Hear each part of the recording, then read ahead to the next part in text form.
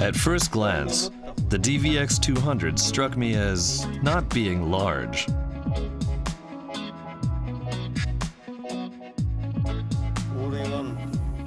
As an all-in-one camera with 13 times zoom lens, microphone, and battery, my first impression was that it's able to cover an extremely wide range. I think it has a very user-friendly design. All necessary buttons are positioned right where the fingers naturally fall, making it extremely easy to use. Checking dailies every day at the hotel using DaVinci Resolve, I was surprised with the gradation. Spot on. And as I expected, its log capability is excellent. At first, due to its high compression, I didn't expect the gradation to fare so well even with log, but there was no need for concern. Even with such compact files and H.264 compression, I got results that rivaled raw images with its V-Log-L.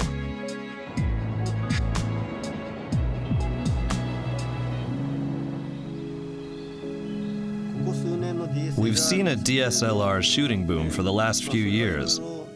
I think there are a lot of reasons for this, but more than anything, I think it's because the DSLR makes it easy to get the bokeh effects that simply weren't possible with a video camera until now. On the flip side though, focusing has become more difficult.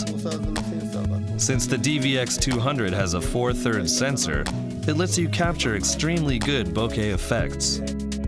People who use a DSLR camera because they want great bokeh images will feel no resistance in switching to the DVX200.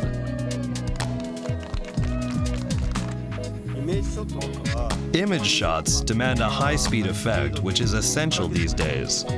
And the DVX200 makes it so easy to shoot in high speed with 120 frames per second. On top of that, while other models have limits on recording time for high-speed shooting, there's no limit with the DVX200.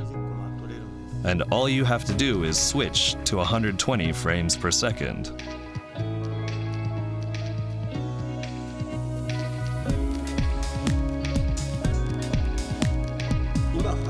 Drones have a powerful advantage because they help us to capture shots that aren't possible with an ordinary manned helicopter. But true aerial photography gives the camera operator direct control of the camera, and zooming is also flexible. The DVX200 has highly effective image stabilizers, but I was still a little worried about handheld shooting for aerial shots of a comparatively small subject like a motorcycle. So I tested a gyro stabilizer on the bottom of the camera, but tests showed that it wasn't necessary.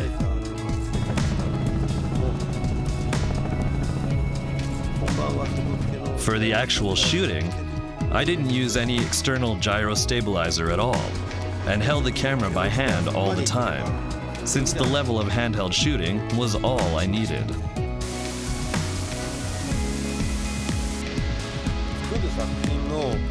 I think it depends on your budget, but from the viewpoint of a lens-integrated camera that doesn't need extra accessories on the body, the DVX200 offers extremely great cost-effectiveness. That said, the image quality is truly great.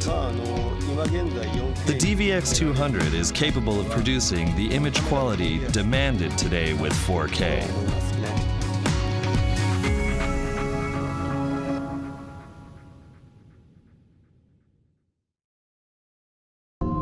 Panasonic